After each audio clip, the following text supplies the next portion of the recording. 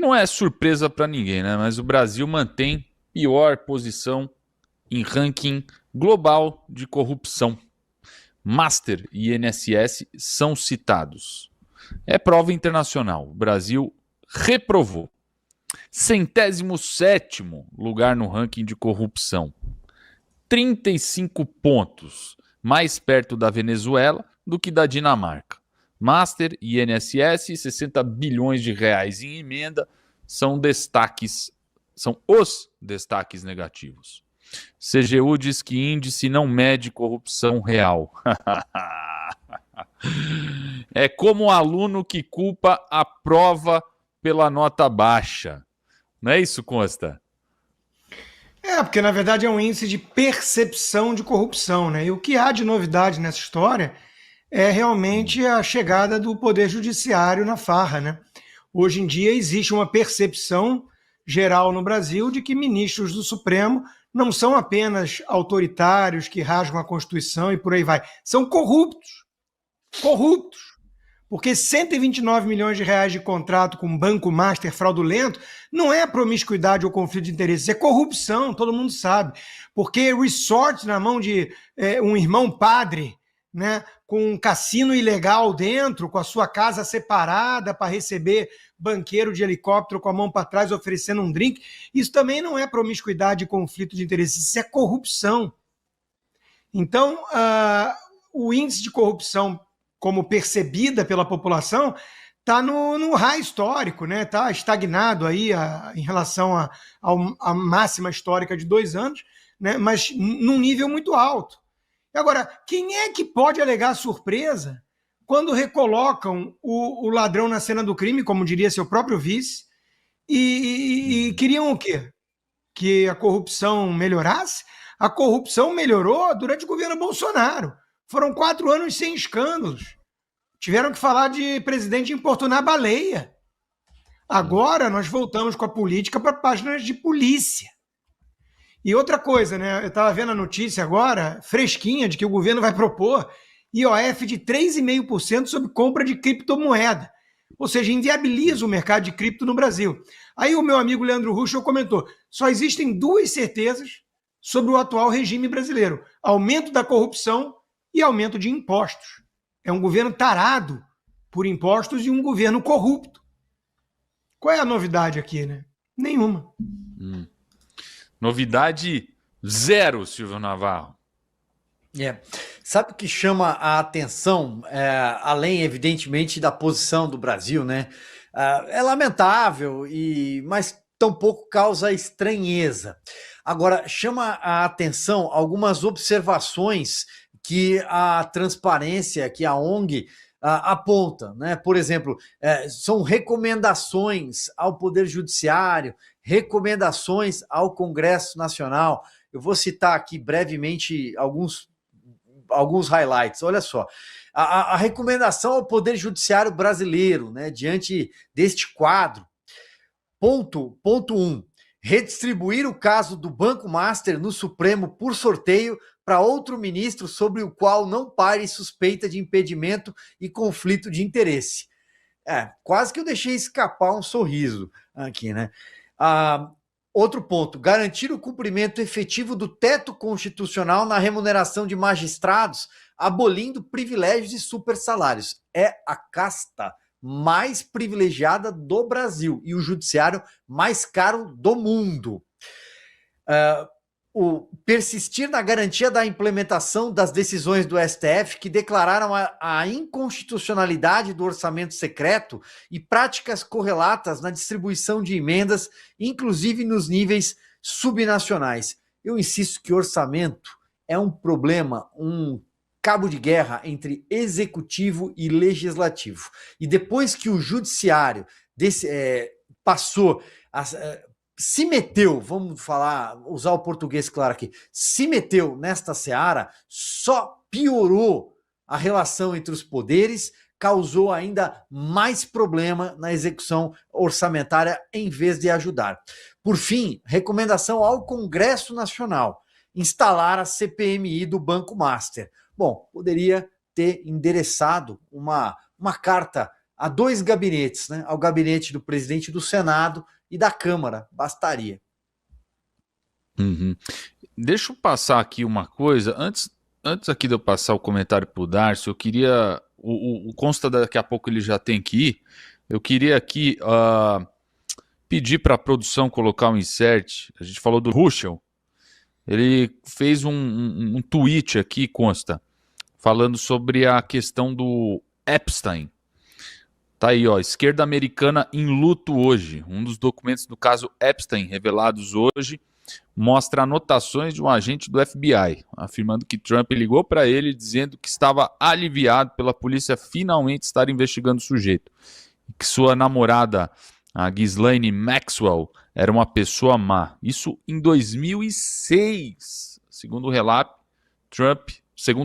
Trump foi uma das primeiras pessoas a entrar em contato com a polícia após o anúncio das investigações. Queria saber como que isso reverberou aí nos Estados Unidos, consta.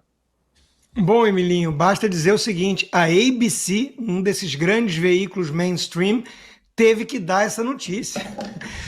Foi delicioso de ver, né? A ABC tendo que reconhecer isso. Eu talvez, digamos assim, forçando um pouquinho só na tinta, né? Eu comentei um pouco mais cedo no meu X. Acabou que Trump foi o cara que denunciou Jeffrey Epstein. Por isso, os democratas nunca quiseram liberar os arquivos. Bill Clinton, Bill Gates, Noam Chomsky e outros em maus lençóis. E Trump limpinho nessa história. Tá bom, talvez limpinho possa ter sido figura de linguagem, um certo exagero, mas assim, ele estava lá denunciando o cara, né, em 2006. É por isso que os democratas não soltavam os arquivos. Eles tiveram acesso durante o governo Biden. Nós temos que lembrar disso. Havia uma grande pressão. Solta. Por que não solta? E a gente ficava perplexo pensando, pô, os caras têm tudo isso na mão e não usam contra o Trump. É porque o Trump realmente não está envolvido nessa história para valer, né? E aí está aí a prova. A ABC tendo que reconhecer que o Trump denunciou o cara. Enquanto isso, o Noam Chomsky, o intelectual da esquerda, não sei o quê, pegando carona com o jatinho e por aí vai. Eu não estou querendo dizer que é uma coisa só de esquerda, não, democrata. Veja que o Steve Bannon, parece, esse sim, está enrolado até o pescoço, né? Então tem que tomar cuidado com alguns gurus aí que falam em nome do conservadorismo e são esquisitões. Não pode ter guru, na verdade. Mas o Trump parece que está fora do anzol nessa história. É isso aí, vamos continuar falando de política nacional. PL denuncia orçamento paralelo de Lula no STF e Gilmar Mendes é o relator. O partido PL entrou com ação no STF denunciando o orçamento paralelo de Lula, gastos que ficam fora do cálculo oficial para supostamente maquiar as contas. Exemplo, o pé de meia paga até R$ 9.200 por contas. O pé de meia paga até R$ 9.200 por aluno, mas não passa pelo orçamento da União. Resultado, déficit de 45 bilhões e dívida de 10 trilhões de reais. A ação é sólida, o pedido é razoável, mas tem como relator o Gilmar Mendes. Agora eu pergunto para você, o Gilmar Mendes como relator, Dárcio, a ação tem alguma chance ou já nasceu morta? É bem triste, né? A nossa realidade é assim, não dá para poder ter esperança alguma com o STF de modo geral, né? Mas é um tanto assustador o que a gente está vivendo, né? Um orçamento paralelo, isso significa que a gente teria aí elementos para poder afastar o presidente da República, porque isso é pedalada. Ou não? Eu queria saber. E o Tribunal de Contas está achando o que disso? Eu acho que agora é a hora da oposição, aquela que é a oposição de verdade, trabalhar. E é muito bom saber que o PL finalmente resolveu colocar o seu departamento jurídico para trabalhar. Vejam, quem está falando é alguém que integra os quadros do PL e que há muito tempo espera esse tipo de ação. Então eu parabenizo o PL porque, apesar de saber que a gente tem ministros que normalmente, né, não seguem a nossa Constituição, isso é um fato, a gente precisa documentar tudo isso. E esse é um documento histórico das fraudes que o PT executa durante a sua gestão. Uma vez protocolado, uma vez acionada a justiça, esse se vira um documento público e aquilo que aconteceu, como diria o saudoso professor Olavo de Carvalho, jamais deixará de ter acontecido. Desaparecer com um documento público desse é muito difícil. Então, que continue assim, para que a gente possa impedir que eles continuem fraudando a história. A verdade é essa. A gente viu repetidamente o Lula na campanha criticando o tal do orçamento secreto, mas tá aqui, né, Silvio? Bom, tem mais meia do que pé, tá na cara. Acho que o Darcy foi ao ponto. É pedalada, é claro que é. Esse é um governo perdulário, um governo que não respeita teto, um governo que não tem limites desde o primeiro dia. Isso está muito claro. Mas é difícil imaginar que no último ano, vamos ser pragmáticos aqui, no último ano de governo, o ministro Gilmar Mendes, o decano da corte, ou seja, o decano da corte que governa o país em consórcio com o PT, vá tomar alguma medida que possa, no mínimo, produzir manchetes de jornal, manchetes na imprensa contra o governo. Eu acho muito improvável, como disse o Darcy, é muito complicado, é triste, mas é complicado acreditar que o ministro Gilmar Mendes faria isso. Ademais, sempre que o Supremo se meteu, eu vou repetir aqui o que disse há pouco, sempre que o Supremo se meteu no orçamento, nas contas públicas nos últimos tempos, ele mais prejudicou o debate, a queda de braço, o cabo de guerra entre legislativo e executivo, do que ajudou.